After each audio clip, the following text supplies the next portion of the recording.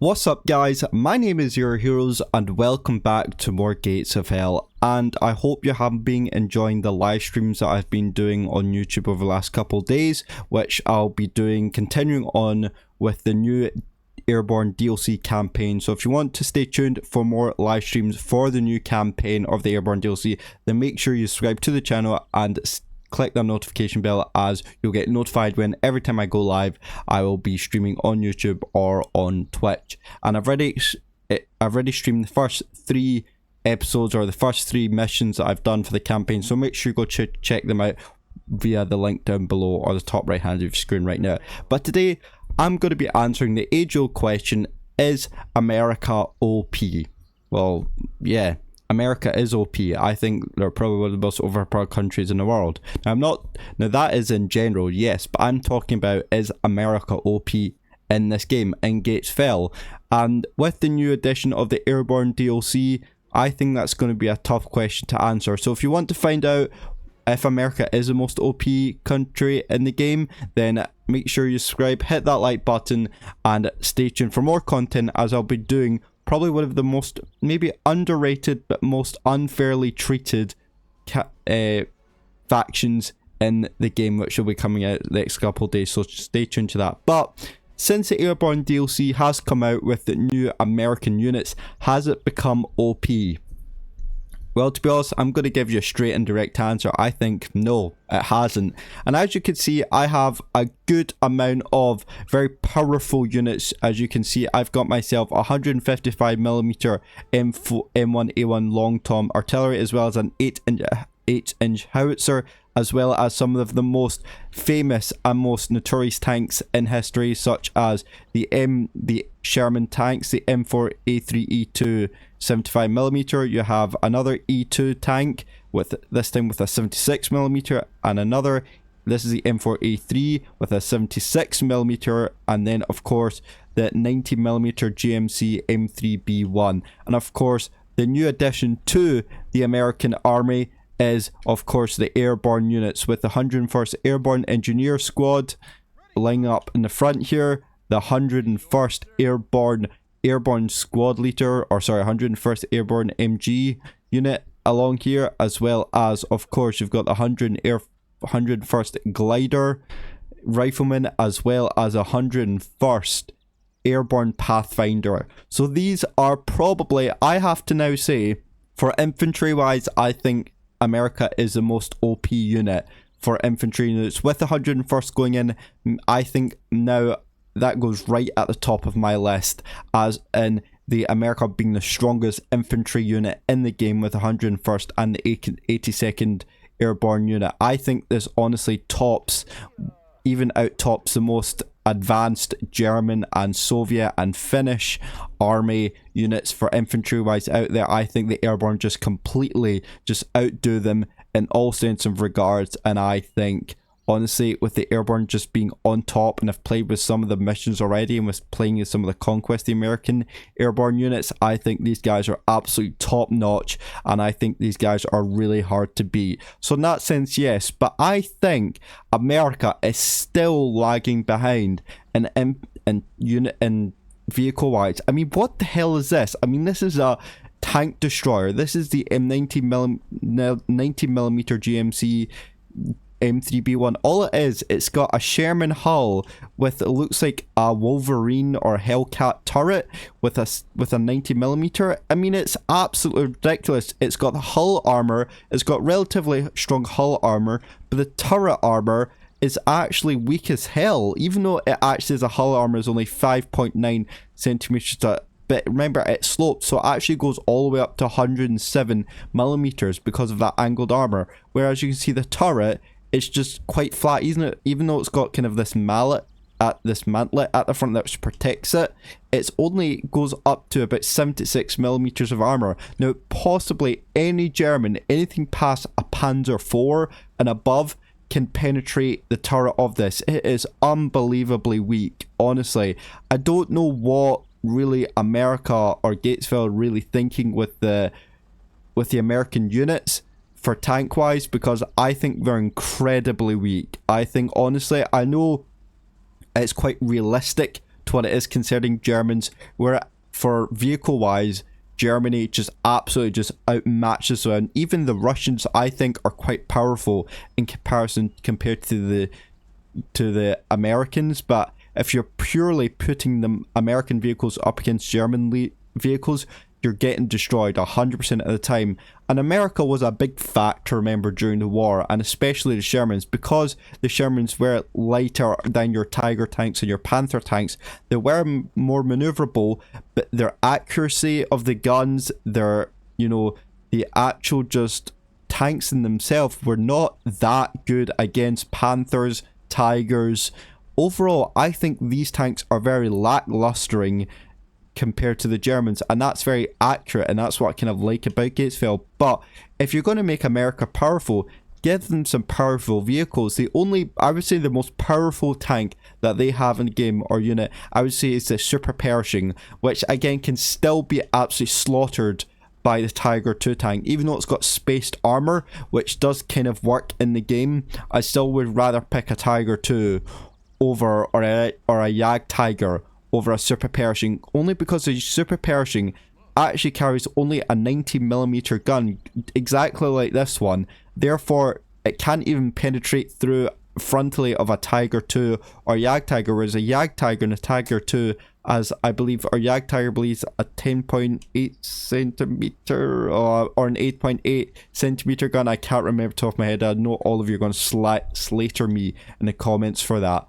But honestly, I still don't think the Americans are power OP overall. With artillery, I do think they are very powerful, but not, if you're comparing to Russia, I think Russia has actually, and Finland has more better artillery, even though these howitzers do absolutely dish the damage. And I know they do have a Calliope, which is basically a rocket launcher attached to a Sherman. I'd rather have like two Katyushkas over two Calliopes, just because the amount of the Katyushas can just absolutely, they're specifically designed for just deleting everything, whereas Calliopes are good for, multi-roles, such as, it is a tank with rocket launchers on it, which is really good. I would still prefer Russia's artillery over America's artillery. I think people are really, really giving this thing too much attention, whereas I do think that Germany and Finland and Russia have a lot more better units in certain areas than America, especially when it comes to vehicle units. But if you're talking about infantry wise, I think America. But for all you Americans out there who are playing this game, America is definitely not the best faction, and I know that's coming from a Brit and a British person, and ironic that is, but if we're just talking about purely game statistic wise, I think it is just purely not the greatest.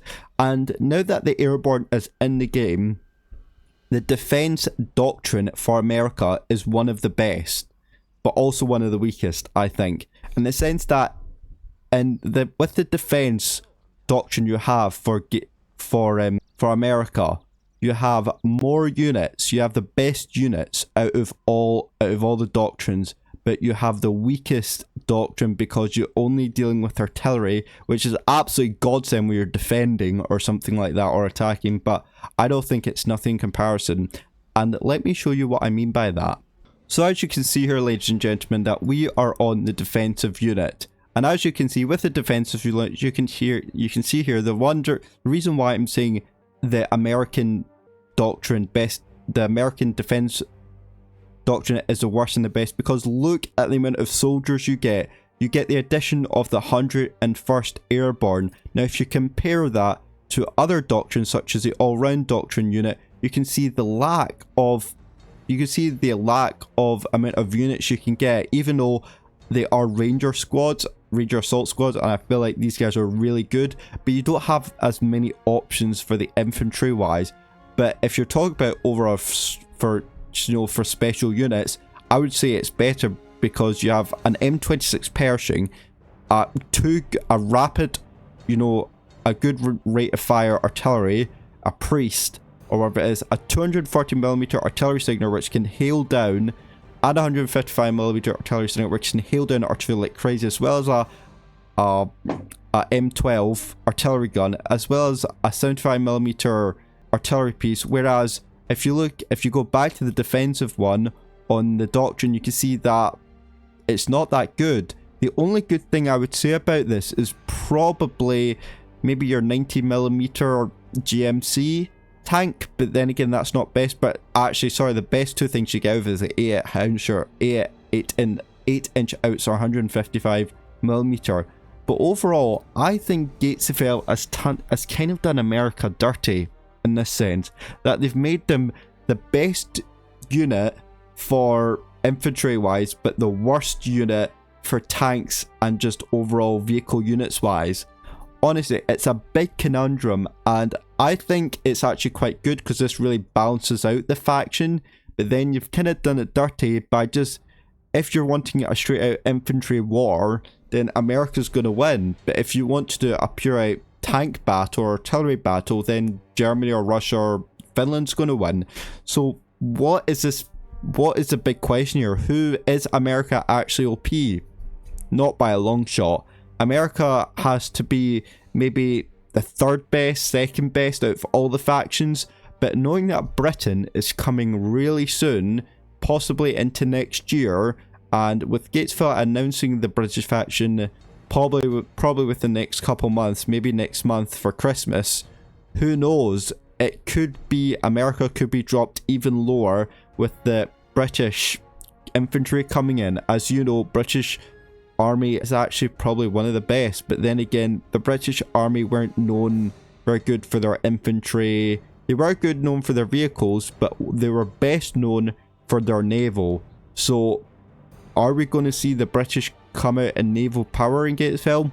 I don't think so. So does this still put America as the most OP country out of all the factions just now? Nah, not by a long shot. I think Americans have been done dirty by Gatesville, but in a good way. And I know that's kind of really messed up to say, but then again, do we actually know if America really is the best faction in the sense of overallness? No. I think if you're generally talking about it, America is not generally the best. I think that goes to Germany being generally the best faction in the game. And I might be doing a tier list when the British come out to give you an update tier list of which one is the best faction as more factions have been added in. But yeah, there you go guys. That is my rundown. Is America the most OP country? In conclusion, nah. As I said, not by a long shot. I think Germany is above America. And if you're doing specifics on, what's better about America than other countries, infantry. That's it. Infantry is where America pulls forward over the Germans and the Russians. I think with the 101st and the 82nd Airborne coming in as new infantry units, I think that's made it really powerful. And as well as in the Conquest, giving you a much more diverse and much more powerful units to play with Conquest infantry wise, but it doesn't give you a lot more fun than tanks. I think America's been more focused on infantry, and I think that's quite sad because I think that's what really Finland is for. Even though Finland were more known for stealing, we're more known for good artillery pieces and more AT guns, but I think America is getting more focused on for infantry wise. Germany more focused on tank wise. Russia is probably just quite balanced, I would say, with having the KV2, the KV1 in. Even though the KV1 hasn't got the best gun in the game, that would go to the Germans. I still think they're actually quite well rounded except for the infantry. So yeah, there you go guys. That is my thoughts on America. And are they OP? Let me know what your thoughts are down below. Do you think that America is OP in the game? Let me know your thoughts down below. And do you believe that America is going to be the next big top faction, even with the Airborne DLC being out? Let me know. But other than that guys, that is it for today. Thank you so much for watching and our support, and I will see you in the next video. And if you want to check out my most recent video, which was on a live stream, which was through the whole new Airborne campaign, then click left now. Thank you so much for watching and all your support, and I will see you in the next video. See you later, and goodbye.